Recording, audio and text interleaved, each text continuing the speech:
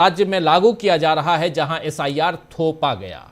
SIR को एक व्यक्ति एक वोट के संवैधानिक अधिकार को खत्म करने के हथियार में बदल दिया गया है ताकि जनता नहीं बीजेपी तय करे कि सत्ता में कौन रहेगा।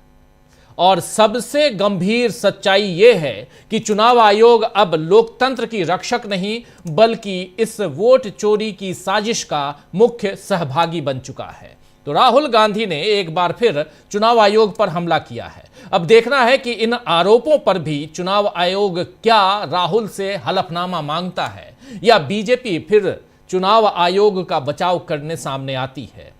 हालांकि इस पर कांग्रेस पार्टी ने आज एक प्रेस कॉन्फ्रेंस भी की। पवन खेड़ा ने इसी मसले पर प्रेस कॉन्फ्रेंस की, उसको भी हम उसके कुछ अंश को आप तक पहुंचाएंगे थोड़ी देर बाद।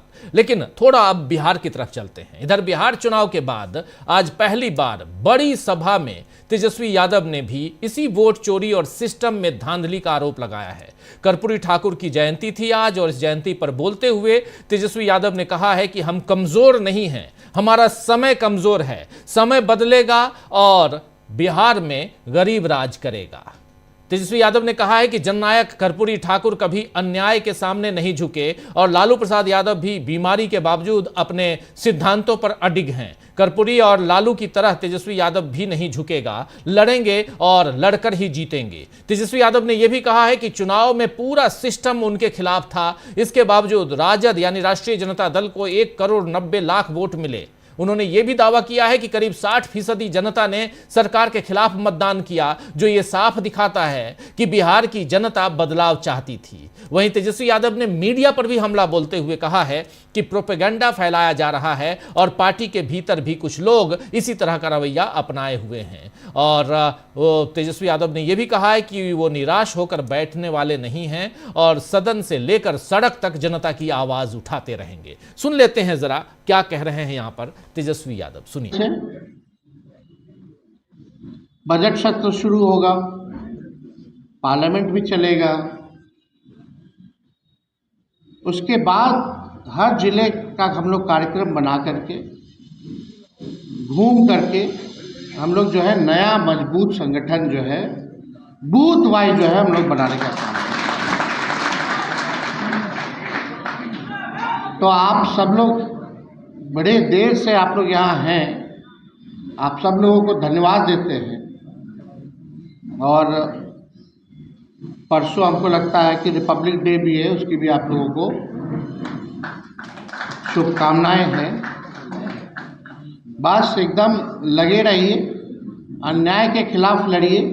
तेजस्वी यादव जिंदाबाद, तेजस्वी यादव जिंदाबाद, हर जोर जुलूम के टक्कर में बस नारा तक ही सीमित नहीं रहना है। तो हम लोग सब लोग मजबूत हैं, हम लोग कमज़ोर नहीं, हमारा समय कमज़ोर है। समय आएगा जब बिहार में गरीब राज करेगा। तो आप सब लोगों का इस अवसर पर आने के लिए आप लोगों का दिल से धन्यवाद देते हैं। कर्पूरी ठाकुर जी अमर रहे। जय हिंद। तो सुन रहे थे आप, यहाँ पे साफ साफ कह रहे हैं तेजस्वी यादव कि समय हमारा कमज़ोर है, हम लोग कमज़ोर नहीं हैं, समय आएगा तो गरीब राज करेगा। ये साफ साफ यहाँ बता रहे थे। उन्होंने सरकार को 100 दिन का समय देने की भी बात कही है और ये कहते हुए बोला कि वो सिर्फ सरकार की घोषणाओं को पूरा करने की मांग करेंगे। तो बिहार में नीतीश सरकार को अभी तेजस्वी ने 100 दिन का वक्त दिया है। हालांकि बिहार से कई ऐसी खबरें हाल फिलहाल में आई हैं जो नीतीश के कमजोर शासन को दिखा रही हैं। वैसे बिहार तो बीजेपी ने जीत लिया, लेकिन क्या अगले साल होने वाले उत्तर प्रदेश चुनाव में बीजेपी अपनी सत्ता कायम रख पाएगी? लोकसभा चुनाव में तो बीजेपी को बड़ा झटका वहां की जनता ने दिया था और खासकर आपने देखा कि अयोध्या में भी बीजेपी नहीं जीत पाई थी, हार गई थी, जहां पर राम नाम का माला वो जपते हुए इस चुनाव को पूरे उत्तर प्रदेश में लड़ रही थी और अयोध्या उसका एपिसेंटर था, लेकिन वहां भी नहीं जीत पाई। झटका यहां पर जनता ने दिया। अयोध्या तक वहां की जनता ने हरा दिया था।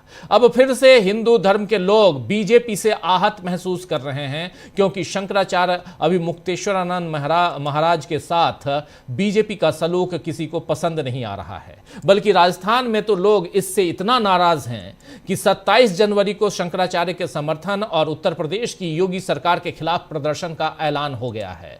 26 तारीख यानी गणतंत्र दिवस के ठीक अगले दिन 27 जनवरी को वहां पर एक बड़ा प्रदर्शन होने जा रहा है। गौ प्रतिष्ठा आंदोलन, गौ सेवा दिश समेत कई हिंदू संगठन पूरे राजस्थान में प्रदर्शन करने जा रहे हैं। हिंदू संगठन प्रदर्शन करने जा रहे हैं, आप समझ सकते हैं। राजस्थान के सभी जिलों और तहसील मुख्यालयों पर विरोध प्रदर्शन का ऐलान किया गया है और बताया जा रहा है कि इस विरोध प्रदर्शन के दौरान उत्तर प्रदेश के सीएम योगी आदित्यनाथ और प्रधानमंत्री नरेंद्र मोदी के पुतले भी जलाए जाएंगे।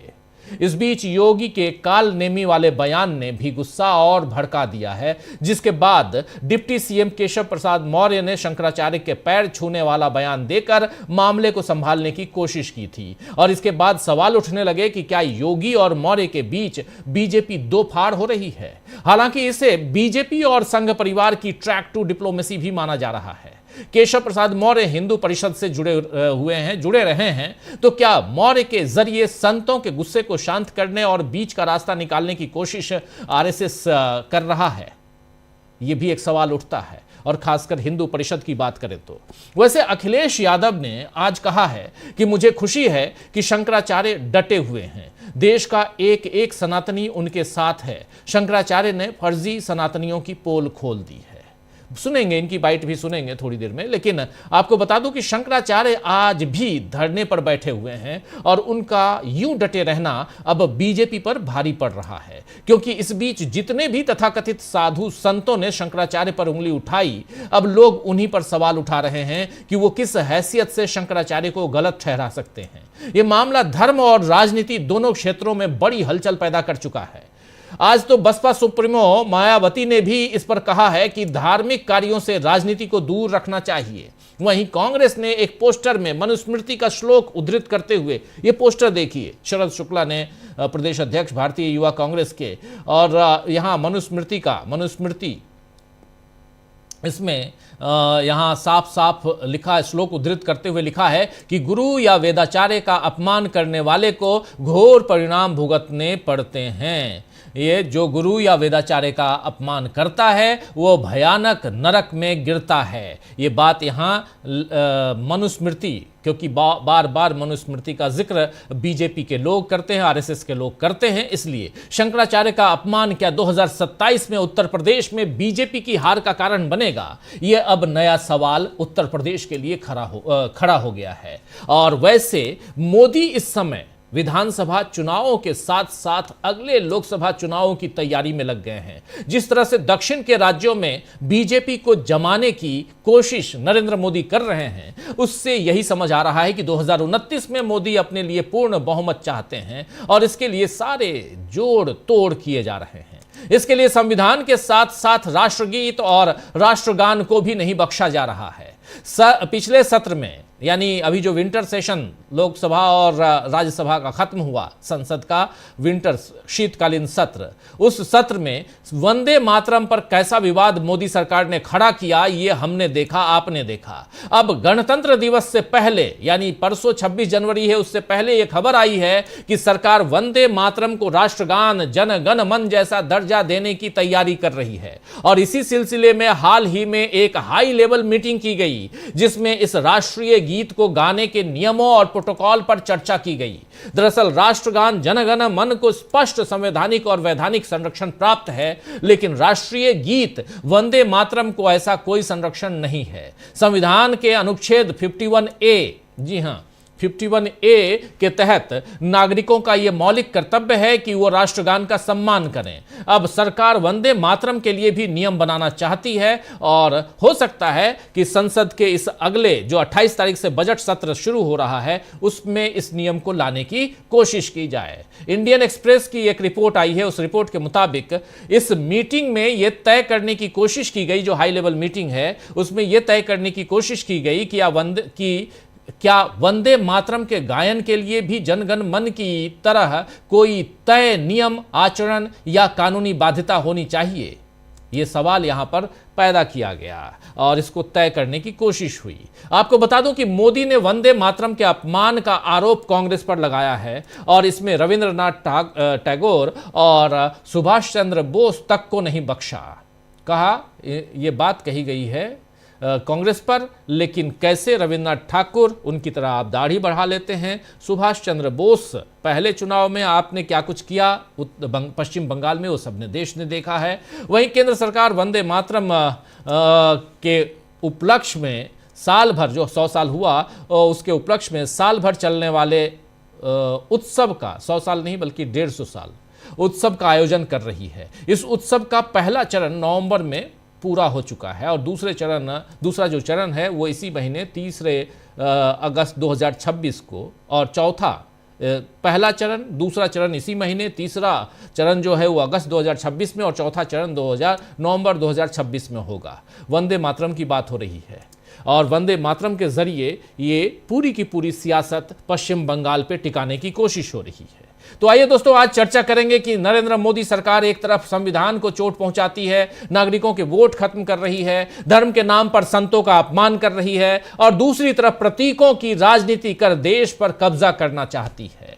लेकिन क्या मजबूत विपक्ष के सामने बीजेपी का खेल सफल हो पाएगा? आज इसी पर चर्चा करेंगे। मजबूत विपक्ष इसलिए कह रहा हूं क्योंकि ये न ही 2014 वाली सरकार है, न ही ये 2019 वाली सरकार है। ये सरकार 2024 की है, जहां खुद नरेंद्र मोदी की पार्टी को 240 सीटें मिली हैं और नरेंद्र मोदी का पूरा कुनबा 294 सीटों पे, 292 या 294 सीटें मैक्सिमम उस पर टिका हुआ है। और ऐसे में विपक्ष ऑलरेडी 250 के करीब है।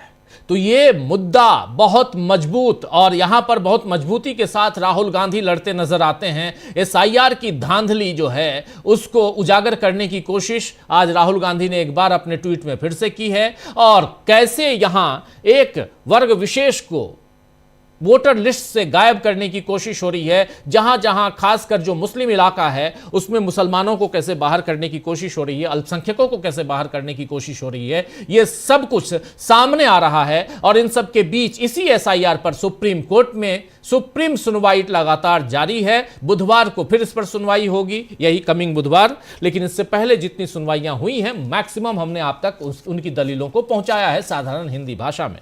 तो इसलिए यहां से ये जानना समझना जरूरी है कि इस देश में आखिर चल क्या रहा है, और उसका ऑपरेशन करना यानी उसका विश्लेषण करना भी जरूरी है। क्या फंस गई है भारतीय जनता पार्टी? एसआईआर पर सवाल क्यों उठ रहे हैं और शंकराचार्य पर कैसे बवाल बढ़ रहा है? इन सब की चर्चा करते हैं। हमारे साथ कुछ वरिष्ठ साथी जुड़े हुए हैं, उन सबसे पहले आपका परिचय करवाता हूं, फिर आगे बढ़ते हैं। जरा स्क्रीन पर हमारे तमाम देखिए 4 वरिष्ठ साथी हमारे साथ जुड़े हुए हैं।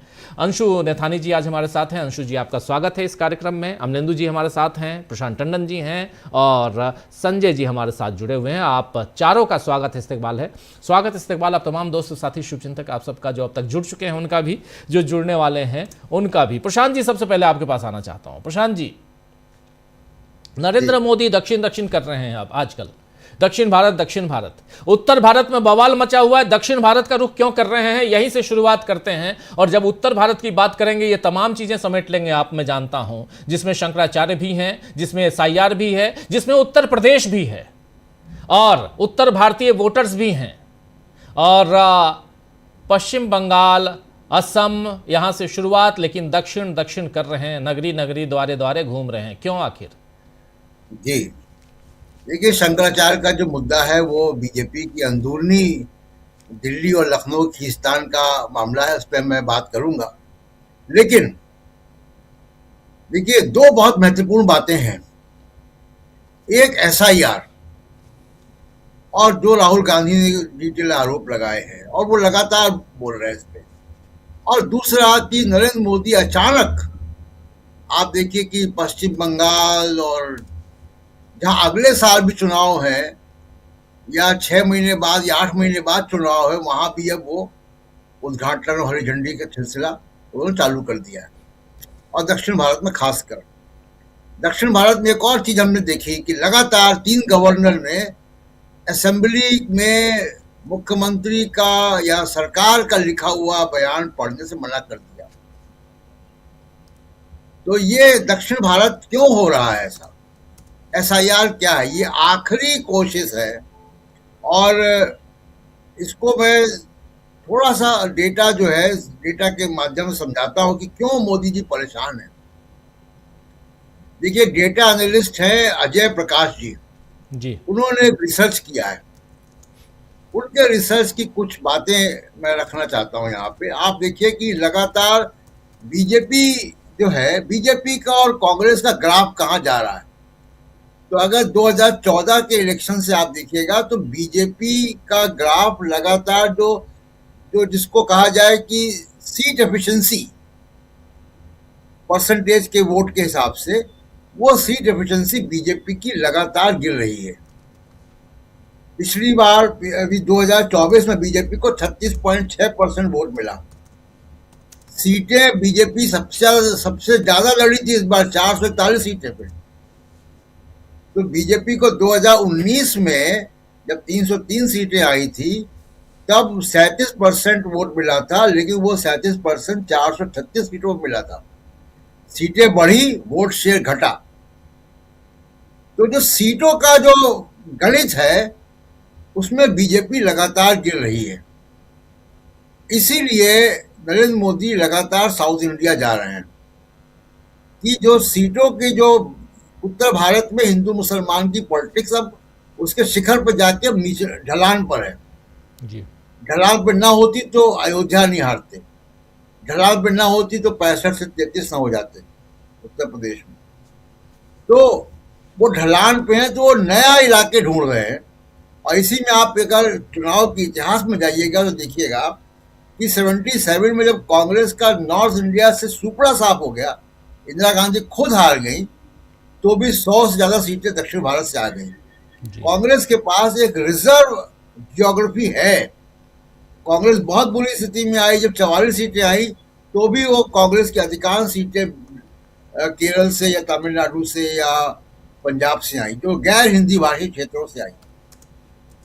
तो ये मोदी जी की नई परेशानी, उनको मालूम है कि जो ग्राफ गिर रहा है, यानी जो मौजूदा, अगर आप सीट एफिशिएंसी का आंकड़ा देखिएगा तो 2014 में ये 9.1 था, 2019 में ये 8.1 है, और अब मौजूदा 2024 में ये 6.6 है, और कांग्रेस का लगभग 5% बढ़ गया है। तो कांग्रेस लगातार बढ़ रही है, बीजेपी लगातार घट रही है। तो ये जो ग्राफ मिल रहा है यहाँ पे, इससे बीजेपी परेशान है, मोदी जी परेशान है कि 2029 में शर्तिया तौर पे बीजेपी इस आंकड़े के हिसाब से नहीं पार पा रही। दूसरा एक और फैक्टर है राजीव जी, दूसरा फैक्टर ये है कि अभी आपने इंडिया गठबंधन के आंकड़े बताए, लगभग 235 236 है, 240 के आसपास है, 240 के आसपास है जी। ठीक है, इसमें कांग्रेस का कंट्रीब्यूशन कितना? 101। तो 101। तो कांग्रेस 99 जीती थी, बाद में 2 बढ़ी हैं। तो कांग्रेस अगर 100 है तो इंडिया गठबंधन 240 है, दुगने से भी ज्यादा। एनडीए में ये नहीं है। एनडीए में बीजेपी को खींचना है पूरा। एनडीए में गठबंधन की पार्टियां जो है 40% वोट भी नहीं लाती हैं, 40% सीटें भी नहीं ला पाती हैं, और वो छोटा भी हुआ है। अकाली दल निकल गया, शिवसेना निकल गई, उद्धव ठाकरे की तमाम और पार्टियां निकल गई। तो ये मुश्किल बीजेपी मोदी जी के पास है। इसलिए मोदी जी लगातार वो कोशिश कर रहे हैं कि साउथ इंडिया में, उनको साउथ इंडिया में क्यों जा रहे हैं, उनको साउथ इंडिया में सरकारें नहीं बना। उनको मालूम है केरल में और तमिलनाडु में सरकार उनकी नहीं आ पाएगी, बंगाल में भी कितनी भी कोशिश कर रहे हैं, बेईमानी कर रहे हैं, फिर भी नहीं आ पाएगी, सरकार नहीं उनकी वहां पे। जहां सरकार होती वहीं कर पाते हैं। ये विधायक लाना चाहते हैं, या जहां पे नंबर 3 थे वहां पे नंबर 2 होना चाहते हैं, ताकि लोकसभा में उसकी जो पार्टी की जो परफॉर्मेंस है उसमें कुछ इजाफा हो सके। तो ये मोदी जी की चिंता ये है, उनको दिखा रहा है कि 2024 में वो नहीं हो सकते। अगर वो उत्तर भारत के बाहर अपना एक्सपेंशन नहीं करते। हम लोग बहुत समय से ये बातें राजीव जी कर रहे हैं कि मोदी जी 11 साल सत्ता में रहने के बाद भी दक्षिण भारत में नहीं जा पाए और एकमात्र राज्य था कर्नाटक, वहां भी हार गए। तो दक्षिण भारत से पूरा सुपड़ा इनका साफ है और जिस तरीके की राजनीति कर रहे हैं उसमें संभावना भी कम है। तो मोदी जी को नई राजनीति को इन्वेंट करना है। राहुल गांधी वो नई राजनीति को इन्वेंट कर चुके हैं, वो सामाजिक न्याय की राजनीति में आ गए हैं। तो ये मुश्किल है मोदी जी की, इसलिए एसआईआर बहुत इंपॉर्टेंट है और विपक्ष को इस पे बहुत जोरदार तरीके से आंदोलन करना चाहिए, क्योंकि ये बीजेपी को, मोदी जी को वो राहत देने के लिए काम हो रहा है जिसकी वो घबराहट है उनके अंदर कि चुनाव अब अपने दम पे, पार्टी के दम पे चुनाव नहीं जीत सकते। वो उनको अब इलेक्शन कमीशन के सहारे की जरूरत है। जी राजीव जी बिल्कुल बिल्कुल, आप सही कह रहे हैं। इलेक्शन कमीशन के सहारे की जब बात आती है तो एसआईआर और एसआईआर पर तमाम दल जो है, विपक्षी दल, खासकर विपक्षी नेता, वो लगातार हमलावर हैं और जानते हैं कि चोरी हो रही है। कई ऐसी चीजें हैं जो सामने आ रही हैं, जो प्रमाण हैं, प्रूफ हैं, वो सामने आ रही हैं, इसलिए यहां पर ये बातें कही जा रही हैं। अखिलेश यादव ने जब आज पीसी की प्रेस कॉन्फ्रेंस की तो इस मसले पे भी उन्होंने बहुत सारी बातें कही। आइए जरा सुन लेते हैं। एसआईआर, चुनाव आयोग, अखिलेश यादव कह क्या रहे हैं। एसआईआर लगातार और एसआईआर से जुड़ी हुई खबरें लगातार हम लोगों को सुनने को मिल रही हैं। एसआईआर का जो मूल मकसद था और जो हम लोगों ने पहले दिन जब अनाउंस हुआ है एसआईआर, जो प्रेस कॉन्फ्रेंस की गई, वो यही कहा गया था कि एसआईआर के बाद वोटर लिस्ट में कोई भी कमी नहीं छूटेगी। 4 नवंबर 2025 को एसआईआर की घोषणा के समय मतदाता सूची को शुद्ध, समावेशी बनाने की बात कही गई थी और इधर हम लोगों को देखने को मिला कि जो टर्म्स यूज कर रहा था इलेक्शन कमीशन के, मैपिंग या टेक्नोलॉजी का सहारा लेकर के वो वोटर लिस्ट को एकदम ठीक बनाएंगे और कोई भी वोटर छूटेगा नहीं। लेकिन देखने को मिल रहा है, मैं एक ओवरऑल केवल एक कॉन्स्टिट्यूंसी का बताना चाहता हूं, ओवरऑल एक कॉन्स्टिट्यूंसी का केवल। अभी अगर एक कॉन्स्टिट्यूंसी में ये चीजें देखने को मिल रही हैं तो सोचिए पूरे प्रदेश में, और जिस तरह की तैयारी है इनकी अधिकारियों के माध्यम से, क्योंकि सरकार अधिकारियों से मिलकर के, और क्योंकि इलेक्शन कमीशन भी निष्पक्ष नहीं है, जो कॉन्स्टिट्यूशनल बॉडी है उसकी जिम्मेदारी बनती है कि इस समय पर जहां भेदभाव हो रहा हो, जहां कई बार ऐसी घटनाएं मिल रही जहां पर सरकार अपनी मनमर्जी से काम करा लेती है। और फिर जब बाई इलेक्शन में हम लोगों ने देखा था कि पूरा का पूरा बाई इलेक्शन में वोट लूटा गया था। तो एसआईआर पर अंशु जी, यहाँ एसआईआर बहुत महत्वपूर्ण चैप्टर है और जो बार बार यहाँ ओपन होते हुए हम देखते हैं, ये चैप्टर खुलता है और उसमें से बहुत सारी ऐसी चीज़ें, हर बार कुछ ना कुछ नई चीज़ें आती हैं। और नई चीज़ें क्या होती हैं, इसमें सुधार की कोई बात नहीं आती सामने। बात सिर्फ और सिर्फ आती है किसी न किसी गड़बड़ी की, किसी न किसी घोटाले की बू आती है, गड़बड़ी की तरफ अंदेशा, उसका प्रूफ मिलता है, जिसमें आज राहुल गांधी ने जो बातें बताई हैं, और ख़ासकर गुजरात में 15 तारीख को कुछ भी नहीं और 23 तारीख को बहुत कुछ, एक साथ 12 लाख फॉर्म 7 और एक आदमी के नाम पे दर्जनों, यानी एक आपत्तिकर्ता दर्जनों वो कर रहा है, दर्जनों लोगों के ऊपर आपत्ति कर रहा है, जता रहा है। और ये जो दर्जनों लोग हैं ये अल्पसंख्यक समुदाय से हैं, एक वर्ग विशेष से हैं। यहां पर सब कुछ, और यही बात यहां तेजस्वी यादव कह रहे हैं, यही बात अखिलेश यादव कह रहे हैं, यही बात राहुल गांधी कह रहे हैं। जरा ये समझना चाहता हूं आपके जरिए कि क्या जो अभी प्रशांत टंडन जी कह रहे थे कि नरेंद्र मोदी दक्षिण की तरफ भी रुख कर रहे हैं, दक्षिण में भी एसआईआर हो रहा है, दक्षिण के राज्य और खासकर जो चुनावी राज्य हैं, केरल है, तमिलनाडु है, पुदुचेरी है, इन सब में करवाया जा रहा है, गोवा में भी करवाया जा रहा है जिसमें अगले साल चुनाव होना है, सब जगह एसआईआर। ये एसआईआर जो हथियार है अभी आज की तारीख में नरेंद्र मोदी का, क्या इसके जरिए जीत हासिल करना ही मात्र उद्देश्य है, या जनगण मन जैसे जो जनगण मन की जगह राष्ट्रगान की जगह राष्ट्रगीत को उसी ढंग से उसी पोजीशन पे लाने की जो कोशिश है, इसमें कोई बुराई नहीं है, हम इसकी आलोचना नहीं कर रहे हैं, आप लेके आइए। समय बहुत महत्वपूर्ण है। रविन्द्रनाथ टैगोर, सुभाष चंद्र बोस, अब बंकिम चट्टोपाध्याय, ये सब आप लेके इन सब के जरिए क्या आप पश्चिम बंगाल की सियासत को साध पाएंगे, ये बड़ा सवाल है और इसमें जनता उलझ रही है, इसलिए यहां पर यह सवाल पैदा होता है। इस उलझन को थोड़ा सा सुलझाने की कोशिश कीजिए कि इस सियासत में, नरेंद्र मोदी की सियासत में आखिर चल क्या रहा है, और इन सब के बीच थोड़ा सा, और इसमें एक बात और जोड़ दे रहा हूं, धर्म की चाशनी, और जिसमें आप कह ये रहे हैं कि हम तो भाई हिंदू हृदय सम्राट हैं, लेकिन हिंदू हृदय सम्राट हैं तो हिंदू धर्म का ही शंकराचार्य, उससे आप प्रमाण मांग रहे हैं। कल संजय सिंह ने सही कहा, परसों संजय सिंह उनके पास गए, बोले जो अपना प्रमाण पत्र नहीं दे सकता वो आपसे शंकराचार्य का प्रमाण पत्र दे रहा है। ताज्जुब है, ये बात कह रहे हैं अपोजिशन के नेता। आपकी टिप्पणी।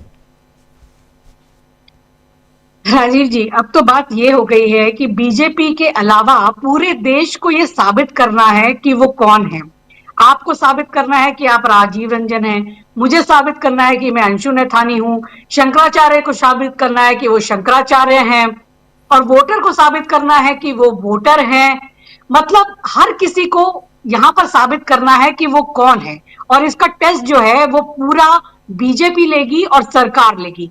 लेकिन सरकार को अपनी किन्हीं बातों का कोई जवाब नहीं देना है, उनको नहीं बताना है कि वो कैसे, उनकी डिग्री क्या है या फिर उनके आंकड़े क्या है।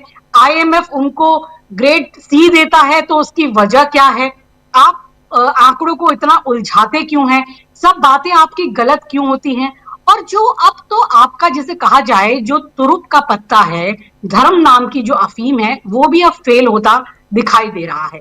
जो हिंदू ही हैं, जो उनके वोटर्स हैं, उन्हें ही अब ये यकीन करना मुश्किल होता जा रहा है क्या ये वाकई ये पार्टी हिंदुओं की पार्टी है। बहुत से ऐसे वोटर्स हैं, हमने देखा कि जो लगातार बीजेपी पर अब आरोप लगा रहे हैं, चाहे वो बनारस में दाल मंडी के जो है वोटर्स हैं, वहां रहने वाले लोग हैं, वो तो साफ साफ पर मैं देख रही थी एक टीवी कार्यक्रम में कई लोग बोल रहे थे कि हमारे सांसद हैं मोदी जी, हमने खुद कमल को चुना और बड़े खुश थे, लेकिन आज हम बहुत दुखी हैं कि हमने क्यों कमल को चुना, क्यों बीजेपी को चुना। हम हाथ जोड़ के प्रार्थना कर रहे हैं मोदी जी से कि कभी दाल मंडी की तरफ भी देख लें, क्या बर्बादी यहाँ पर की जा रही है। तो जो हिंदू हृदय सम्राट ही लोग बनते थे, अब ये भी चीज इनकी खत्म होती जा रही है, क्योंकि लोग देख रहे हैं कि ये अपने साधु संतों के साथ क्या कर रहे हैं, हमारे शंकराचार्यों के साथ, साधु संतों के साथ क्या किया जा रहा है। उनकी चोटी पकड़ के घसीटा जा रहा है, उन्हें मारा पीटा जा रहा है, उन्हें अपमानित किया जा रहा है।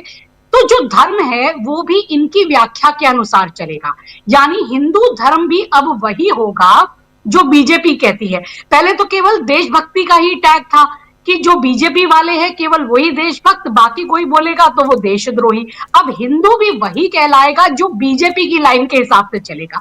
अगर बीजेपी कहेगी ये शंकराचार्य दूध का धुला नहीं, ये शंकराचार्य बहुत खराब है, ये शंकराचार्य गलत कर रहे हैं, शंकराचार्य साबित करें कि वो है या नहीं, तो वो सब कुछ सही। और यही बीजेपी पहले इन्हीं शंकराचार्य के चरणों में गिरी हुई थी। इससे पहले ये शंकराचार्य जितनी बार भी माघ मेला स्नान में करने आए, ये उसी बग्गी में उसी तरीके से आए और तब इन्हें स्नान करने दिया गया। तो अब इस बार ऐसा क्या हो गया था कि इनको स्नान नहीं करने दिया गया। तो ये इनके धर्म के जो पैमाने हैं वो इन्हीं के हिसाब से चल रहे हैं और इनकी कलाई पूरी तरीके से खुल चुकी है। जो इनका कोर वोटर भी है, अब उनको समझ नहीं आ रहा कि आखिर ये राजनीति किसके लिए कर रहे हैं, क्यों कर रहे हैं। क्योंकि अगर हिंदू जो हैं वो अपने धर्म का पालन नहीं कर पा रहे, या उनके जो साधु संत हैं उन्हें अपमानित होना पड़ रहा है, या जो हिंदू वोटर है उनके घरों पर बुलडोजर चलाए जा रहे हैं, उनकी बेटियां ही सुरक्षित नहीं है, इस तरह की चीजें हैं, तो हम आखिर इनको वोट क्यों कर रहे हैं।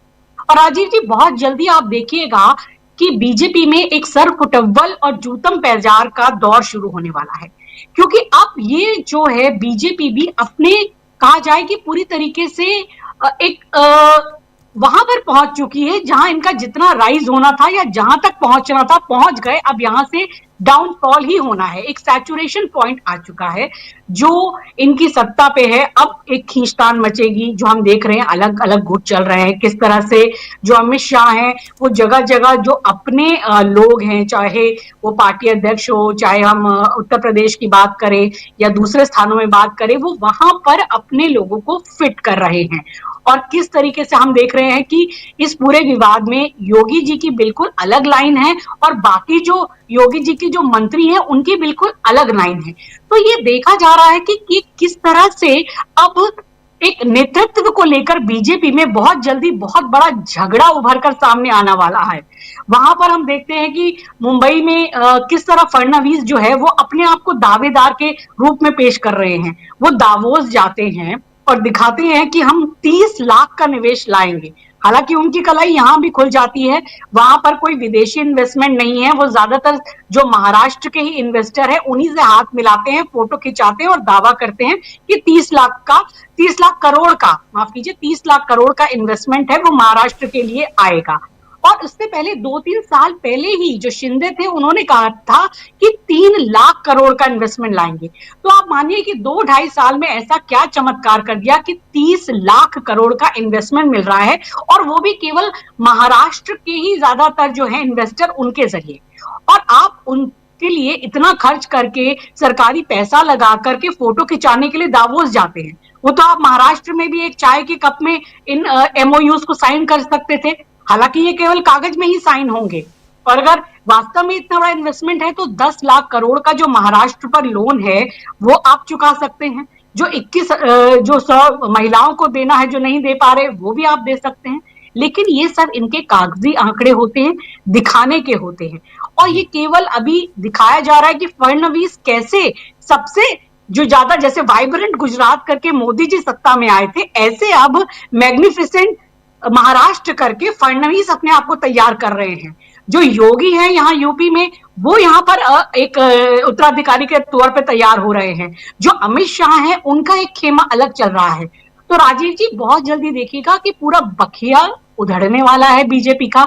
इनके कोर वोटर्स इनसे नाराज चल रहे हैं, हिंदू धर्म के अनुयायी इनसे नाराज चल रहे हैं, और जिस तरह के झूठे आंकड़े ये प्रस्तुत कर रहे हैं और अपने ही नेतृत्व को लेकर इनके बीच की जो अंदर खाने की लड़ाई है वो बहुत जल्दी अब सतह पर आने वाली है। तो सही कहा कि जो नॉर्थ इंडिया की बेल्ट है वहां तो इनका खेल खत्म ही है, वो इनको नजर आ रहा है। अब बेशक ये साउथ इंडिया का रुख करें, वहां पर जाके सोचे कि हम अपना कुछ ग्राफ बढ़ाएं या अपनी चीजों को वहां मजबूत करें, वहां फिर ये हिंदू धर्म की हम जो है थोड़ी चाशनी फैलाएं, थोड़ा सा अफीम चटाएं। लेकिन ये अब चीजें इतनी आसान नहीं है, क्योंकि एक जो अपना धर्म पे ये बीजेपी का लेबल लगा के जो बेचते हैं ये, उसकी कलाई अब खुल चुकी है। लोग ये जान चुके हैं कि ये धर्म को मात्र एक टूल की तरह इस्तेमाल करते हैं। धर्म के लिए इनकी कोई आस्था नहीं है, धर्म के लिए इनका कोई सम्मान नहीं है। जब चाहते हैं ये उन्हीं शंकराचार्य के पैरों में गिरते हैं और जब चाहते हैं ये उन्हीं को अपमानित करते हैं। यानी इनके पास सत्ता है तो उस सत्ता की हनक में ये कुछ भी कर सकते हैं, और धर्म भी वही है जो ये कहेंगे। अभी क्यों ये नाराज हैं ज्यादा इन अवरेशमा, ये जो है शंकराचार्य जिनके खिलाफ इन्होंने कार्रवाई की है, क्योंकि ये खुलकर इनकी गलत बातों का विरोध करते हैं। जब अयोध्या में राम मंदिर बनने का समय था उन्होंने इस समय को भी गलत बताया था, उनका विरोध किया था। और तो कई बार ये तो योगी को जो है औरंगजेब तक की उपाधि दे चुके हैं, कह चुके हैं और कह चुके हैं कि ये तो बिल्कुल हिंदू धर्म के खिलाफ सारे कार्य कर रहे हैं। तो ये जब देख रहे हैं कि ये संत, उनको इनसे मतलब नहीं कि ये शंकराचार्य हैं और ये हिंदू धर्म के इतने प्रतिष्ठा का प्रतिनिधित्व करते हैं, और बाकी शंकराचार्य भी इस बात पे कह रहे हैं कि माफी मांग लेनी चाहिए या गलत किया, पर इनकी जो हनक है सत्ता की, या जिनको लगता है कि जो हम बता रहे हैं धर्म के बारे में वही सही है और ये शंकराचार्य तक गलत है, इनको नोटिस भिजवा रहे हैं और इन्हें साबित करने के लिए कहा जा रहा है। तो जो इनका भी कोर वोटर है वो भी धीरे धीरे ये समझ रहा है कि ये कैसे गलत चीजों को फैला रहे हैं। चाहे हमारी विदेश नीति की बात हो, चाहे हमारे पर कैपिटा जो है वो इनकम की बात हो या फिर बेरोजगारी की बात हो, लोग हर चीज में इसको महसूस कर रहे हैं कि जो सही काम है वो नहीं हो रहे। आज क्या बात होनी चाहिए थी, भले ही ये दावोस में गए हों और इतने बड़े बड़े आंकड़ों की बात कर रहे हो, लेकिन गीता गोपीनाथ जी ने जिस तरीके से उसकी कलई खोल कर रख दी, और ये केवल एक छोटी सी बीच में रील काट कर दिखाते हैं उनकी कि जो है कि तीसरी सबसे बड़ी इकोनॉमी बनेगी, लेकिन कैसे वो जो कह रही है आगे की बात वो नहीं सुनते हैं। प्रदूषण का ये हाल है कि जिससे आपका इतना वर्क फोर्स लॉस हो रहा है, जिससे आपके यहाँ पर कोई इन्वेस्टर कोई काम करने को तैयार नहीं है। कितने बड़ी बड़ी कंपनीज के सीईओ, अभी हाल ही में एक बहुत बड़ी फार्मा कंपनी के सीईओ ने इस्तीफा दे दिया कि मैं दिल्ली जैसे शहर में काम नहीं कर सकता हूं। विदेशी खिलाड़ी यहाँ पर नहीं आते हैं, मना कर देते हैं कि दिल्ली में इतना प्रदूषण है, इतना यहाँ पर तो जो है कि आके मौत ही हो जाएगी, इतना गंभीर इमरजेंसी के हालात हैं, तो हम यहाँ नहीं आ सकते। और आप बात करते हैं कि आप शंघाई बनाएंगे, आप यहाँ पता नहीं क्या बना देंगे। आप अपने डेमोग्राफिक डिविडेंड का कोई फायदा नहीं उठा पाए। गीता गोपीनाथ ने बिल्कुल स्पष्ट किया कि इस हालत में जो बहुत मुश्किल है कि भारत वो तरक्की कर पाए जो चाइना ने की है, या फिर जो दूसरे देश कर रहे हैं, कि जो प्रदूषण इतनी बड़ी समस्या है, हमने अपने डेमोग्राफिक डिविडेंड का कोई फायदा नहीं उठाया, बेरोजगारी इतने चरम पर है, और जो हम अपने आंकड़े हैं उनको हम छुपाते हैं। और यही चीज एसआईआर में हो रही है। एसआईआर में भी जो वोटर्स का अधिकार वो छीना जा रहा है, हर जगह यही हो रहा है। अभी देख रहे थे कि अभिषेक बैनर्जी ने साफ तौर पर दिखाया कि किस तरह से पंचायतों में, गांव में उन्होंने दिखाया कि 242 वोटर्स को मृत दिखा दिया गया, जबकि वो जिंदा है, और वो चीख चीख के बता रहे हैं। ये तो सब जगह ये चीजें दिखाई जा रही हैं, सामने सबूत है। केवल राहुल गांधी तो शुरू से ही बता रहे हैं, राहुल गांधी ने जब शुरू में भी बातें बताई, पर ये का कोई जवाब देना इनको जरूरी लगता है।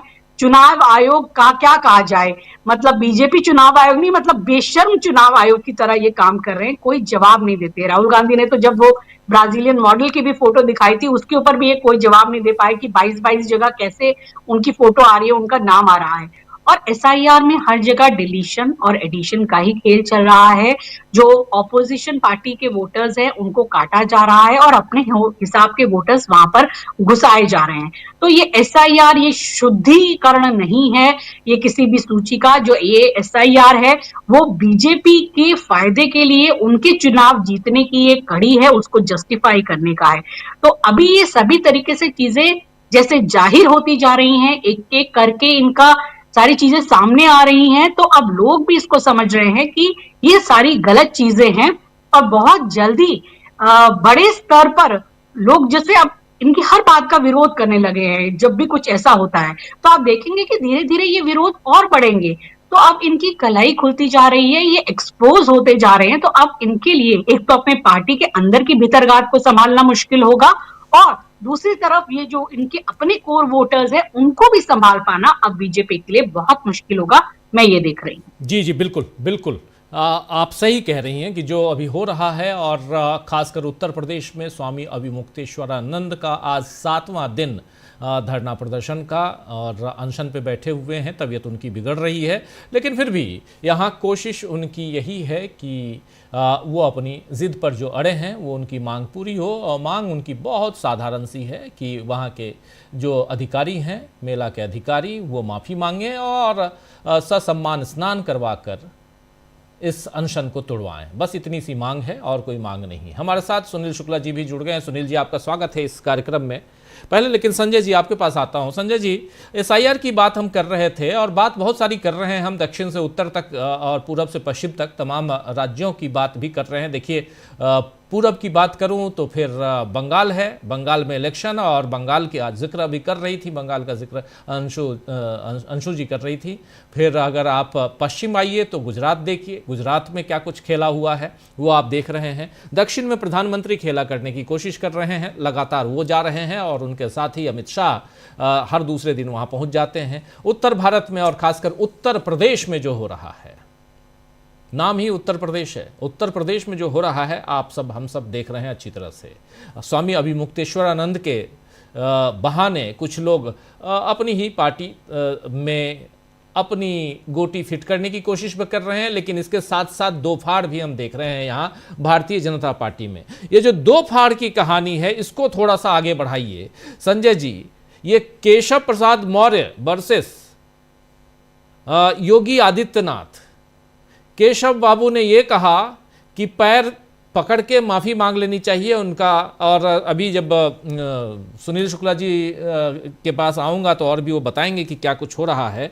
लेकिन ओवरऑल आपको क्या लगता है कि इसके ज़रिए उत्तर प्रदेश की सियासत में भारतीय जनता पार्टी दो फाड़ क्लियर दिखाई दे रही है?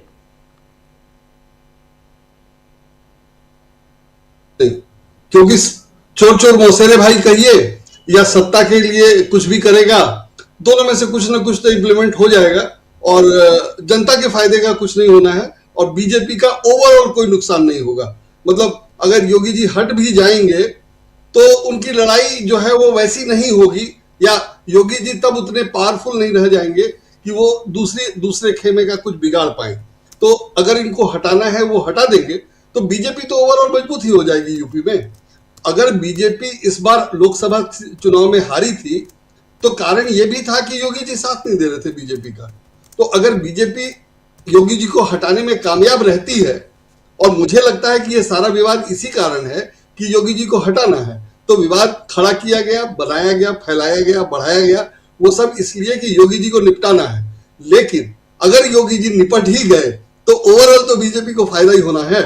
तो मैं उसको वैसे देखता हूं कि ये भी इनकी राजनीति का हिस्सा है कि इतने लोगों को इतना फायदा है कि अंततः योगी जी अलग हो जाएंगे। अगर उनको हटा दिया गया तो जो स्थितियां हैं उसमें योगी जी को लोग अलग थलग छोड़ करके बाकी सब लोग फिर इधर आ जाएंगे जी। और बीजेपी वैसे ही चलती रहेगी, बीजेपी का काम वैसे ही चलता रहेगा, क्योंकि बीजेपी के हित में है कि उनकी सत्ता बनी रहे। बीजेपी के हित में मतलब तमाम प्रचारकों और जो कार्यकर्ता वगैरह सब लोग हैं जिनको जो मलाई काट रहे हैं और तमाम रास्ते हैं, तमाम तरीकों से सबको लाभ हो रहा है, वो सब हम लोग देख रहे हैं। तो मुझे नहीं लगता है वो उनकी इंटरनल पॉलिटिक्स है, उसमें उनको योगी जी को निपटाना है, वो भी है, हो सकता है वो निपटा भी दे, लेकिन अंततः उससे हमारे देश को, जनता को या यूपी को कोई फायदा नहीं होगा और बीजेपी को कोई नुकसान नहीं होगा, ऐसा मुझे लगता है। मतलब निश्चित रूप से मैं गलत हो सकता हूं, लेकिन मुझे लगता है कि जिस दिन योगी जी कमजोर हुए उस दिन सब लोग छोड़ करके और योगी जी के दूसरी तरफ आ जाएंगे जो मजबूत होगा। अगर योगी जी मजबूत हुए तो वो भी मजबूत हो जाएंगे, तो वो प्राइम मिनिस्टर बन जाएंगे, बीजेपी का कोई नुकसान नहीं होगा, बीजेपी सत्ता में रहेगी। मोदी जी हट जाएंगे, योगी जी बन जाए तो हम लोग आपको क्या लगता है कि देश में सिर्फ और सिर्फ भारतीय जनता पार्टी की ही सरकार बनती रहेगी, प्राइम मिनिस्टर तक जो स्थितियां हैं उसमें ये नहीं मानने का कोई कारण नहीं है। माने ठीक है, समाजवादी पार्टी है संजय जी, 240 है, 272 नहीं है। नहीं, मैं आ रहा हूं उसमें। जो स्थितियां हैं उसमें बीजेपी को हिंदी पट्टी में सीटें मिल जाती थी, जीत जाती थी, लेकिन योगी जी के कारण सीटें कम, यूपी में सीटें कम हुई, जो बड़ा डेंट था, और वो सब हम लोगों ने देखा। तो अब योगी जी को निपटाना है, कैसे निपटाएंगे वो बीजेपी का, मुझे लगता है कि वो इंटरनल मैटर है, जो भी करेंगे निपटा लेंगे। लेकिन मोदी जी नेशनल लेवल पे ज्यादा इफेक्टिव है, वो दिखाई दे रहा है दक्षिण के उनके प्रयासों से और अमित शाह की कोशिश से। कितने कामयाब होंगे वो अलग है, लेकिन वो इफेक्टिव है और वो काम कर रहे हैं। और योगी जी उस लेवल पे काम नहीं कर रहे। योगी जी हिंदी बेल्ट में इफेक्टिव है, और मैं नहीं कहता कि मोदी जी इफेक्टिव है साउथ में, लेकिन मोदी जी साउथ में कुछ करने की कोशिश करके बीजेपी में अपना नंबर बढ़वाने के लिए लगे हुए हैं, ताकि योगी जी को किनारे कर दिया जाए, उनकी चलती रहे। तो ये साउथ में जो कोशिश कर रहे हैं, मुझे लगता है कि साउथ की कोशिश मोदी जी की इसलिए है कि वो हिंदी पट्टी से आगे निकले। योगी जी बंगाल में या दक्षिण में हिंदी भाषियों का ही वोट ले सकते हैं, मोदी जी भी वही करेंगे मोटा मोटी, लेकिन वो कोशिश ये कर रहे हैं कि और भी कुछ वोट ला सकते हैं, और ये दिखाने बताने की कोशिश कर रहे हैं, और केरल में भी हाथ पांव मार रहे हैं वगैरह वगैरह। लेकिन जिस ढंग से योगी जी काम कर रहे हैं उसमें वो वहां के केरल या तमिलनाडु के ज्यादातर हिंदी बोलने वाले या हिंदुओं के नाम पर जो वोट लाएंगे वो लाएंगे। लेकिन मोदी जी कोशिश कर रहे हैं कि ज्यादा लगे। हालांकि मोदी जी उसमें जो गड़बड़ करते रहे हैं या दिख जाता है, कई बार हो चुका है, मैंने बंगाल में तो कई बार दिखा, जैसे उन्होंने दादा कह दिया, और कई बार वो दिखाई देता है कि बंगाल की संस्कृति से वो बिल्कुल वाकिफ नहीं है। वो सारी समस्याएं दक्षिण में भी आएंगी, लेकिन बीजेपी के अंदर मोदी बनाम योगी में मोदी अपने आप को भारी बनाने की कोशिश कर रहे हैं या भारी होते दिख रहे हैं, और योगी जी को निपटाने की कोशिश अगर होगी और अगर वो निपट गए, मैं नहीं चाहता कि योगी जी निपट जाए। योगी जी मजबूत रहेंगे तो इंटरनल लड़ाई तेज होगी तो दोनों का नुकसान होगा। लेकिन अगर मुझे लगता है कि योगी जी निपट गए तो बाकी सब लोग योगी जी को छोड़ देंगे और योगी जी अपने मठ में जाके फिर वापस सक्रिय हो जाएंगे और योगी जी वहां खुश रहेंगे, मुझे लगता है। लेकिन बीजेपी के सब लोग अपने फायदे के लिए या बीजेपी के फायदे के लिए या तथाकथित हिंदुत्व की सेवा के लिए ये लोग फिर वही सब करेंगे जो कर रहे थे, करते रहेंगे। तो मुझे नहीं लगता है कि उससे कोई फर्क पड़ने वाला। और इसकी तैयारियां एसआईआर में दिखती हैं और एसआईआर में जो तर्क दिए जा रहे हैं वो एक से एक दिलचस्प है। जैसे ये सब सुप्रीम कोर्ट में कहा गया है पिछले 2-4 दिन में, मैं उसमें से मैंने नोट किया है कि बिहार में शिकायत नहीं आई इसलिए जो एसआईआर हुआ वो ठीक हुआ, एक तर्क है। दूसरा तर्क है कि तार्किक विसंगति, जो जिन लोगों को बंगाल में जिन लोगों को बुलाया गया था, लाखों लोग थे शायद, उनको जिनमें बुलाया गया था उसमें कई लाख लोग नहीं आए। तो जो लोग नहीं आए वो शायद असल में घुसपैठिए हैं इसीलिए नहीं आए। जब आप 50 लाख लोगों को बोलेंगे कि आकर के बताइए अपने जन्म की तारीख, अपना पता ठिकाना साबित करिए, तो जाहिर है उसमें कुछ लोग नहीं आ पाएंगे। उसके तमाम कारण हो सकते हैं और वो लोग अगर नहीं आए तो आप कहिए कि वो घुसपैठिया है इसलिए नहीं आए, इसका मतलब नहीं है। मैं सब कुछ रहते हुए मैं नहीं जा पा रहा हूं अपना कागज देने और मुझे अपना एज ठीक करवाना है, मैं नहीं जा पा रहा हूं और उसका मतलब ये लगाया जाए कि मैं घुसपैठिया हूं तो कुछ नहीं कहा जा सकता है। वैसे ही बंगाल में ये किया जा रहा है और ये दिखाई दे रहा है। और सबसे दिलचस्प था कि सुप्रीम कोर्ट में कहा गया कि ट्रंप के केस में कि जैसे ट्रंप कर रहे हैं वैसा तो भारत में नहीं होगा। ट्रंप ने जो उठा लिया पूरा अपहरण का बिहार वाला जंगल राज पूरे अंतरराष्ट्रीय स्तर पे दिखा दिया, तो वो कहा गया सुप्रीम कोर्ट में चुनाव आयोग की तरफ से कि भारत की तुलना अमेरिका से नहीं की जाए। भारत में ऐसा कहाँ हो सकता है? लेकिन भारत में वही हो रहा है जो ट्रंप अंतरराष्ट्रीय स्तर पे कर रहे हैं, वही भारत में राज्यों के स्तर पे हो रहा है। तो वो तो हो ही रहा है, लेकिन तर्क देने को सब तर्क दिए जा रहे हैं और एक से एक कुतर्क है, उसमें कुछ भी नहीं होने वाला है। और दक्षिण भारत के प्रचार में या दक्षिण भारत की खबरें दिल्ली के अखबारों में जैसे छप रही हैं, उसके चक्कर में दिल्ली की खबरें नहीं आ रही हैं। जैसे प्रदूषण वाला मामला है, अभी अंशु जी ने बता दिया सब कुछ काफी, कि विदेश से फंड और ये वो खिलाड़ी है खेलने को तैयार नहीं है।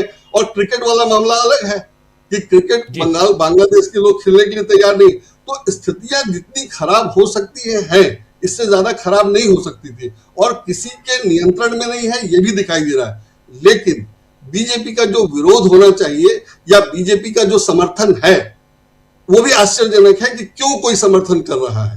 या एसआईआर में सुप्रीम कोर्ट या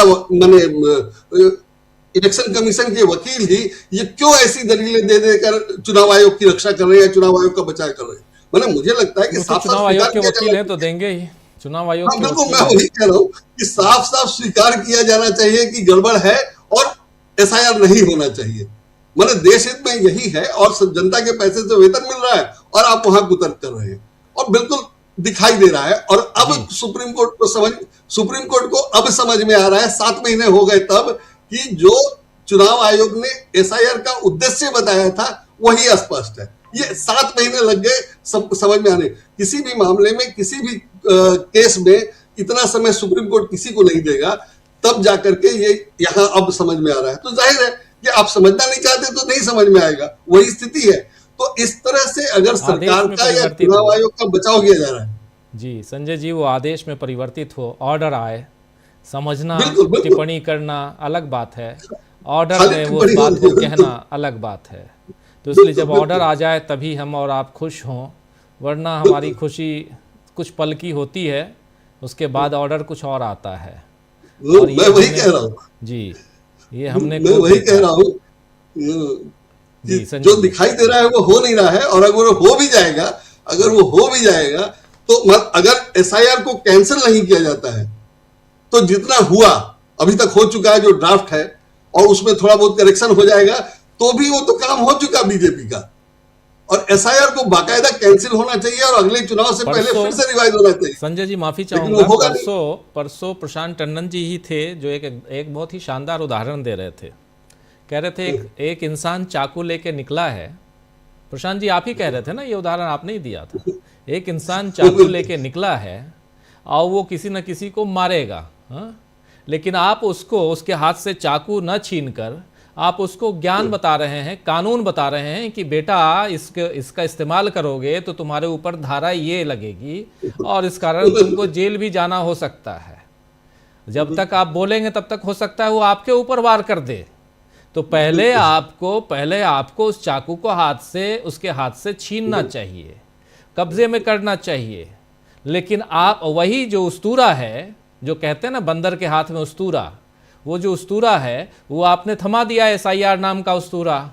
अब सामने वाले के साथ 7 महीने से कानून खेल रहे हैं, सेमिनार खेल रहे हैं, तो खेलते रहो। कब तक? इस बीच ये 13वां, एक राज्य पहले हो गया, वहां चुनाव हो गए, 12 राज्य और हो रहे हैं, 13 राज्य। तो ऐसे ही और यूटी मिलाकर कुल 36 राज्य हैं अपने देश में। तो देख लीजिए क्या होता है आगे यूनियन टेरिटरी के साथ। तो तब तक ये सब कुछ हो जाएगा। फैसला अभी बुधवार को एक बार सुनवाई होगी, सवाल जवाब होगा, उसके बाद फिर पूरी सुनवाई खत्म होगी, उसके बाद फैसले का इंतजार होगा, फैसला लिखा जाएगा, लिखने में 3 महीना कम से कम लगेगा। तब तक हो सकता है फेट कंपनी कहा जाता है इसको। उत्तर प्रदेश का सिर्फ चुनाव आयोग में नहीं है, वो संभल में भी दिख गया है। जी संभल में भी दिख गया है जो हो रहा है सो। इसलिए बहुत बुरा हाल है। और वो ठीक अगर लोग करने की कोशिश करें एकदम जोर शोर से, तब भी जितना समय लगेगा वो अनुमान नहीं लगाया जा सकता है। अभी तो कोई कोशिश ही शुरू नहीं है, तो देखा जाए। लेकिन बहुत हालत खराब, गंभीर बात आप बता भी रहे हैं। सुनील शुक्ला जी आपके पास आता हूं, फिर अमलेंदु जी थोड़ा सा वेट करने की अनुमति और चाहता हूं कि थोड़ा सा इंतजार कीजिए। आता हूं सुनील शुक्ला जी आपके पास। और सुनील जी, इसलिए बहुत गंभीर मुद्दा, और चूंकि आप वहां हैं, फर्स्ट हैंड जानकारी, आप तो स्वामी अभिमुक्तेश्वरानंद से मिल के आए, आपसे ज़रा समझना। और चूंकि आप हैं बगल में, टहलते टहलते सुबह सुबह चले जाते होंगे वॉक करते हुए, लेकिन हालत कैसी है उनकी, स्वामी अभिमुक्तेश्वरानंद की? और आज तो बताया जा रहा है, उनके जो मीडिया प्रभारी हैं वो कह रहे थे कि 10 CCTV कैमरे हाई रेजोल्यूशन के लगा दिए गए हैं, और शादी वर्दी में वहाँ पर जासूसी भी उनकी हो रही है। और ये जासूसी, CCTV कैमरे और ये सारी चीज़ें वहाँ की पॉलिटिक्स को कंट्रोल करने के लिए की जा रही हैं, ये भी बताया जा रहा है। ये पॉलिटिक्स क्या चल रहा है, ये राजनीति क्या चल रही है वहाँ पे, ये बताइए। स्वामी अभिमुक्तेश्वरानंद शंकराचार्य, स्वामी अभिमुक्तेश्वरानंद सरस्वती महाराज के बारे में बताइए। धन्यवाद राजीव जी। आज फिर मेरी मुलाकात हुई थी शंकराचार्य जी से। सेहत उनकी ठीक है, और वो प्रतिदिन, मैंने बुखार के बावजूद प्रतिदिन मेले में उनका जो गो हत्या के विरोध में जो उनका आंदोलन है, उसके लिए वो शिविर में जाते हैं, संपर्क करते हैं, और सुबह से निकल जाते हैं और दोपहर 2 बजे तक के आसपास वो लौटते हैं। अपने शिविर में प्रवेश नहीं करते, उनकी जो अपनी गाड़ी है उसी में बैठे रहते हैं। फिर आप बाहर आ करके जो उनका वो लगा हुआ है, जो उनकी पालकी रखी है, उसी पे आके बैठ जाते हैं। तो हाँ, आज मैंने भी महसूस किया कि वहाँ पे CCTV कैमरे लग गए। मैंने पूछा उनके लोगों से कि आखिर CCTV कैमरे की जरूरत क्या पड़ गई आपको? महाराज जी तो बाहर बैठे हुए हैं, अंदर तो कुछ है नहीं। तो कहे कि वहाँ पे कुछ इस तरह गतिविधियाँ हैं। कुछ उनको भी लगा कि ऐसे लोग हैं जो संदिग्ध किस्म के लोग हैं, वहाँ घूमते रहते हैं, तो पता नहीं कौन किस उद्देश्य से घूम रहा है। पिछले दिनों ही एक प्रेस कॉन्फ्रेंस वहाँ वो लोग कर रहे थे, तो कुछ लोग आपस में ही गाली गलौज करने लगे। तो कहे कि इन चीज़ों को में शामिल लोगों की पहचान के लिए उन्होंने CCTV कैमरा लगाया हुआ है। आज मैंने उनसे पूछा कि अगर ये कोई सुलह समझौते की बात नहीं होती है और ये स्थिति ऐसे ही बनी रहेगी, तो आपका रुख क्या होगा? तो उन्होंने कहा कि मेरा जो ये देखिए, ये CCTV कैमरे है, ये देखिए CCTV कैमरे जो लगे हुए हैं। जी। उनके कई कैमरे उनके दरवाजे पे लगा हुआ है, जो शिविर में प्रवेश करेंगे आप, जहाँ बैठे हुए हैं वहां लगा हुआ है। पूरा एकदम मैंने चारों तरफ से उन्होंने लगा दिया। और उन्होंने कहा कि उनके शिष्यों ने कहा कि CCTV कैमरा लगना चाहिए। तो मैंने कहा कि हाँ ठीक है, लगा लीजिए। पहले कभी नहीं लगा था, और परसों उन्होंने लगाया है, और आज भी कुछ काम का चल रहा था, लेकिन लग गया पूरा का पूरा। और इसको स्वीकार किया उन्होंने कि उनके शिष्यों ने कहा है इसलिए उनकी सहमति से लगा है, या संदिग्ध लोगों की पहचान के लिए, उनकी आयोगिक गतिविधियों पर निगाह रखने के लिए। तो उनका ये कहना है कि अगर कोई बात नहीं बनती, कोई क्षमा याचना नहीं करता, शंकराचार्य की मर्यादा को पुनर्स्थापित करने के लिए या जो दुर्व्यवहार हुआ उसके प्रत्याघात करने के लिए अगर कोई आगे नहीं आता तो भी कोई नहीं, मेला समाप्त हो जाएगा, मेला दोबारा लगेगा और वो अपनी बात लगातार कहते रहेंगे। और उनका ये कहना है कि उनको अपनी बात कहने के लिए जगह की कोई कमी नहीं है, वो जहाँ भी रहेंगे अपनी बात कहेंगे। बल्कि मैंने अभी पूछा कि दो तरह के बयान आपके प्रकरण में आए हैं। एक मुख्यमंत्री का बयान आया है जिन्होंने बिना आपका नाम लिए कालनेमी की संज्ञा दी है जो लोग सनातन के खिलाफ है, और दूसरा उप मुख्यमंत्री केशव प्रसाद मौर्य का बयान आया है। तो दोनों अलग अलग बयान इस मामले को सुलझाने के लिए है या आपके आंदोलन के का जो नैरेटिव है उसको कमजोर करने के लिए। तो उनका ये मानना था कि इन दोनों बयानों का मेरे ऊपर कोई असर नहीं पड़ता। वो उन्होंने बड़ी नाराजगी व्यक्त की उत्तर प्रदेश सरकार की और योगी जी की, और उन्होंने ये कहा कि यह सरकार मुगलों से भी खराब सरकार है जहां तक सनातन का संबंध है और जहां तक मंदिरों के अस्तित्व का सवाल है।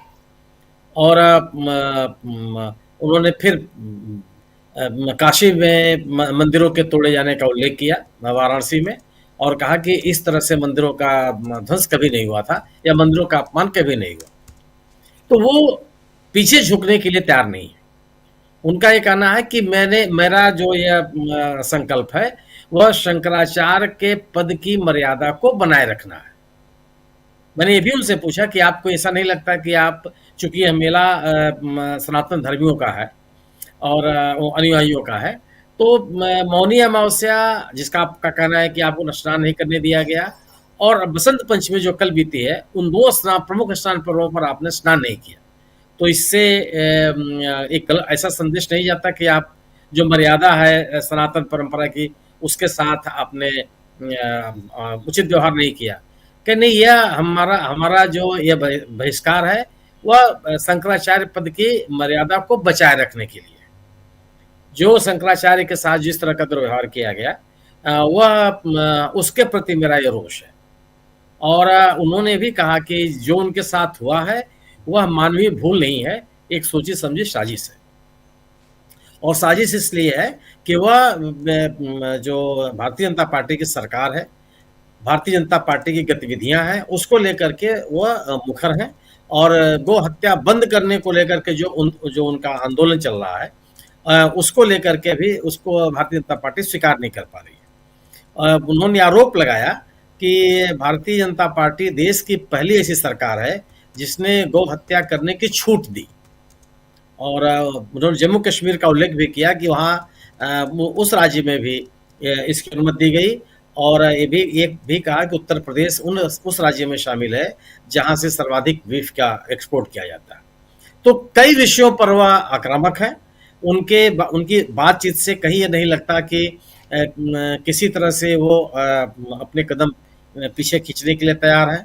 मेला समाप्त हो जाने, मेला आप व्यवहारिक तौर पर अगर आप कहेंगे तो 1 फरवरी को समाप्त हो जाएगा, औपचारिक रूप से समाप्त होगा महाशिवरात्रि के दिन, लेकिन व्यवहारिक तौर पर, क्योंकि जो कल्पवासी आते हैं 1 महीने के लिए वह माघी पूर्णिमा के स्नान के बाद वापस जाने लगते हैं।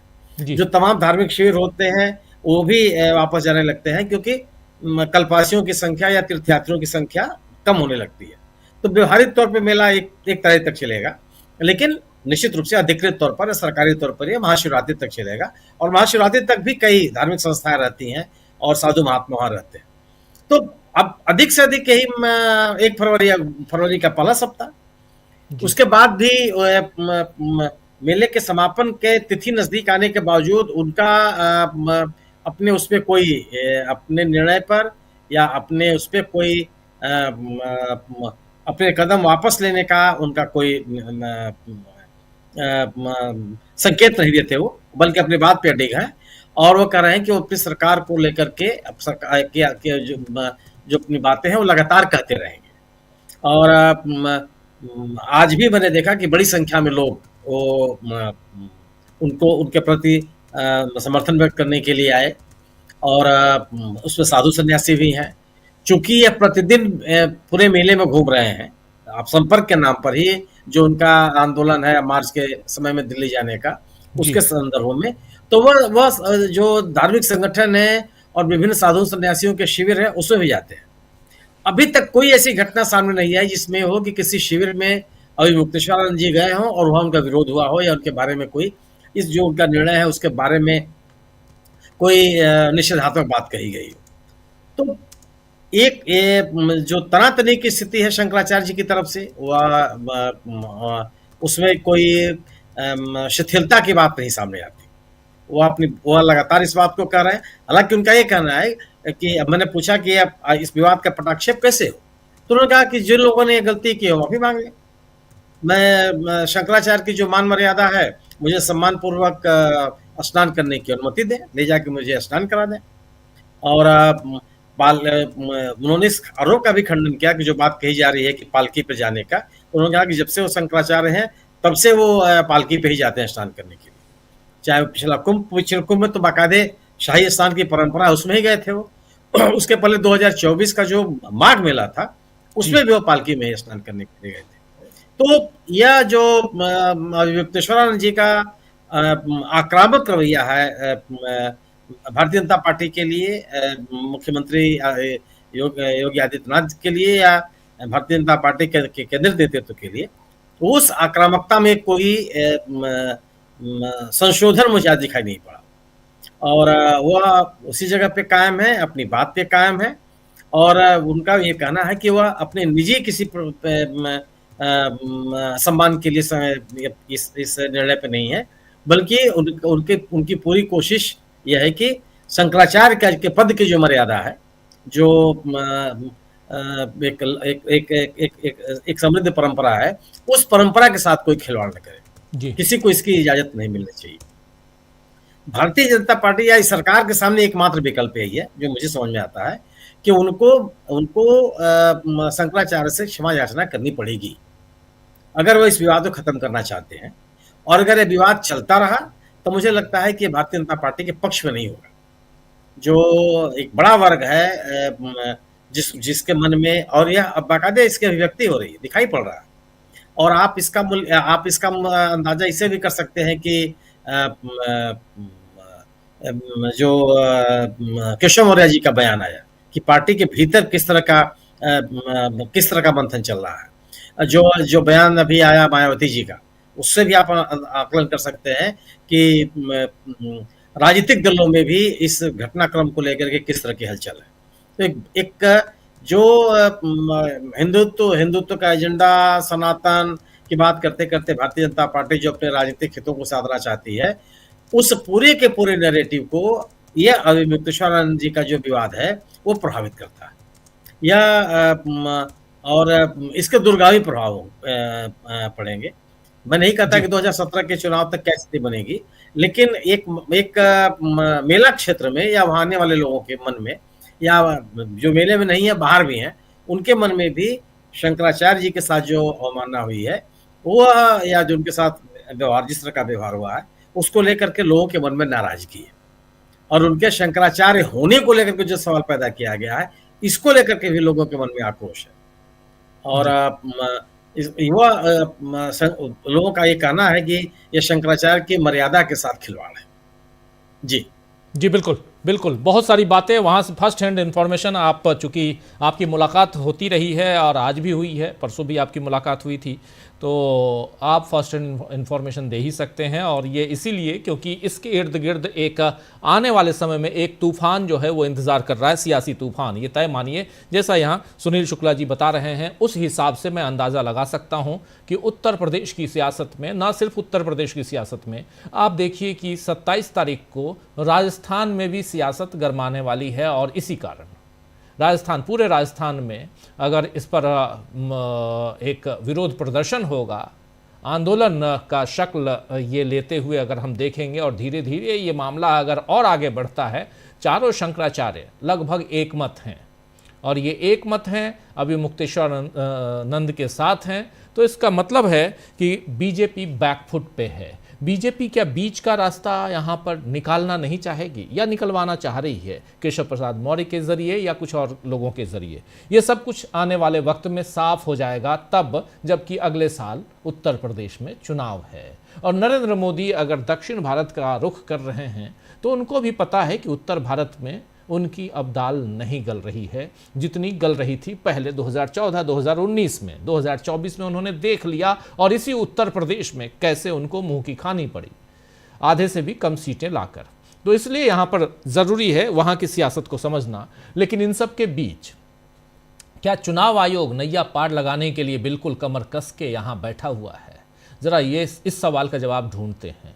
अमलेंदु उपाध्याय जी।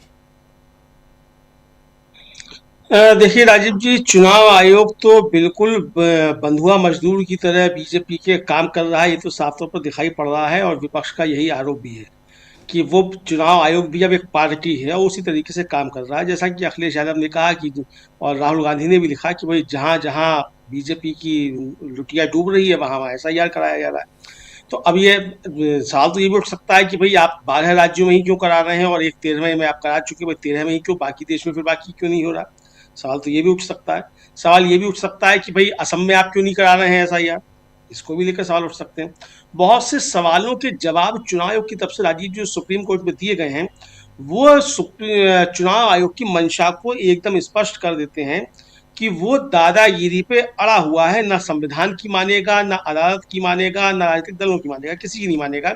चूंकि नया चुनाव आयोग है और उसको इम्यूनिटी मिल चुकी है सारे विपक्ष को संसद से बाहर करके, तो इसलिए अब जो चाहेगा वो करेगा।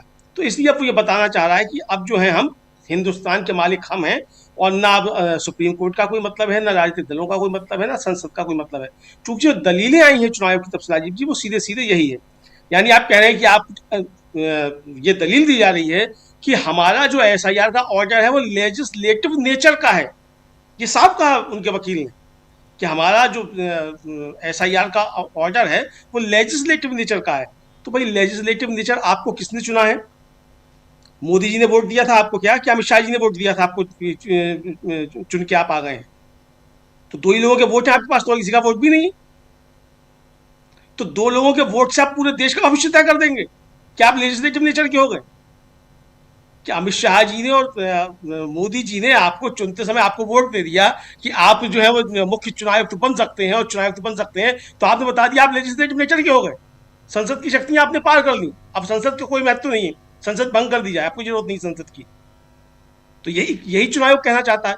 फिर ट्रंप का जिस तरीके से हवाला दिया गया कि साहब यहाँ आप क्या बात कर रहे हैं, वहां तो ड्यू प्रोसेस नहीं था, तो क्या कहना चाहते हैं कि आप भी यहाँ से उठा के ले आएंगे, ममता बनर्जी को उठा के ले आएंगे? यही कहना चाहते हैं चुनाव आयोग साहब? तो राजीव भी लगता है ये कहना यही चाहते होंगे। तो जो आरोप लग रहे हैं आज अखिलेश यादव की जो प्रेस कॉन्फ्रेंस है राजीव जी, उसमें भी इन बातों को लेकर कहा गया है कि जो बीजेपी से जुड़े हुए अधिकारी हैं उनको लगाया जा रहा है, छांट के अधिकारी लगाए जा रहे हैं। चुनाव आयोग निष्पक्ष नहीं है, खुद एक पार्टी बना हुआ है, ये अखिलेश यादव ने आरोप लगाया। राहुल गांधी तो खैर लगातार लगा ही रहे हैं। तेजस्वी यादव ने भी आज इसी तरीके के आरोप लगाए हैं कि लोक जो है वो हारा और तंत्र जीता है। तो ये आरोप राजीव जी चुनाव आयोग के ऊपर बहुत ज्यादा गंभीर हैं। और सबसे बड़ी बात यह है कि चुनाव आयोग के समर्थन में केवल और केवल भारतीय जनता पार्टी है, दूसरा कोई दिखाई नहीं पड़ता। तो आखिर भारतीय जनता पार्टी को चुनाव आयोग का इतना बचाव करने की आवश्यकता क्यों होती है? अरे भाई, जब कानून बनाकर आपने इम्यूनिटी दे दी तो फांसी तो होनी चाहिए ज्ञानेश कुमार जी को, तो आप काहे इतना बचाव करते हैं भाई बीजेपी के लोग? ज्ञानेश कुमार जी खुद आकर शपथ पत्र देते हैं, हलफनामा देने या फिर माफी मांगने राष्ट्र, बीजेपी का है हलफनामा देने और राष्ट्र से माफी मांगने आ जाती है। ज्ञानेश कुमार जी का काम है, ज्ञानेश कुमार जी करें, हलफनामा दे या फिर राष्ट्र से माफी मांगे, ज्ञानेश कुमार जी को करने दो। तो लेकिन जो है ये ज्ञानेश कुमार जी ना हलफनामा दे रहे हैं ना राष्ट्र से माफी मांग रहे हैं, और हलफनामा देने माफी मांगने जो है वो मालूम पड़ता है कभी पात्रा जी आ जाते हैं और कभी रविशंकर प्रसाद जी आ जाते हैं, यानी बीजेपी आ जाती है बाबा हलफनामा देने और राष्ट्र से माफी मांगने। तो भाई जो चुनाव का काम है वो उसको करने दो, हलफनामा देना और माफी मांगना ज्ञानेश कुमार जी का काम है, वो करें, आप काहे कर रहे हैं? तो ये राजीव जी देखने में आ रहा है। तो इसलिए ये कहा जा रहा है कि ये भारतीय जनता पार्टी की मदद के लिए किया जा रहा है। अब जिस तरीके से पश्चिम बंगाल में ही अभी राजीव जी एक खबर आई, हम लोगों ने कल उसका जिक्र भी किया था अपने ब्रेकिंग दिन में हम लोग करते हैं उसमें, कि वहाँ जो माइक्रो ऑब्जर्वर्स और SRO लगाए गए हैं चुनाव आयोग की तरफ से, और वो सब दिल्ली से भेजे गए हैं। अब BLO को वो बताएंगे और ERO, AERO, DRO को बताएंगे कि आपको कौन से नाम जोड़ने और कौन से नाम काटने। अब अगर उस माइक्रो ऑब्जर्वर का वो नहीं मानते हैं AERO और ARO और DRO, तो फिर वो सीधे चुनाव आयोग को रिपोर्ट करेंगे कि ये नहीं माना जा रहा, चुनाव आयोग सीधे फिर उनके नाम काट देगा। तो यही आरोप लग रहे हैं कि भाई चुनाव आयोग ये नाम काटना जोड़ना जो ये है, ये अधिकार राजीव जी AERO और ARO का है, DRO का है, वो नोटिस इशू कर सकता है। तो वो नहीं मानेंगे अगर उनके माइक्रो ऑब्जर्वर की बात, तो सीधा चुनाव आयोग नाम उठाकर काट देगा। ये बात भी आ रही है। तो यही सब सारे आरोप लग रहे हैं कि ये चुनाव आयोग जो है ये भारतीय जनता पार्टी के लिए काम कर रहा है, और यही साफ कहा है कि अब चुनाव आयोग तय करेगा, जैसे राहुल गांधी का आपने चूक दिखाया भी, कि अब ये चुनाव आयोग तय करेगा कि सरकार मतलब बीजेपी के लिए मतदाता कौन है। यानी राजीव जी, अभी तक कहा जाता था कि मतदाता जो है वो अपनी सरकार चुनता है, अब ये सरकार जो है मतदाता चुन रही है कि कौन मतदाता है जो बीजेपी को वोट देगा, वही मतदाता है, बाकी सब घुसपैठिए हैं। तो राजीव जी, तो 60% हिंदुस्तानियों को जो है बंगाल की खाड़ी में डुबो के मार देंगे फिर घुसपैठिया बताकर, कुछ भी कर सकते हैं। हालांकि सुप्रीम कोर्ट ने कहा है, मौखिक टिप्पणी की है कि जिनके नाम कटे हैं इसका मतलब वो घुसपैठिए नहीं है, ये साफ तौर पर समझ आना चाहिए। ये सुप्रीम कोर्ट ने कहा है जस्टिस जयमाल्या बागची ने सुनवाई करते समय। लेकिन जस्टिस जयमाल्या बागची हो चाहे CJI सूर्यकांत जी हो, वो कुछ भी कह रहे हो, सवाल तो ये कि चुनाव कर क्या रहा है।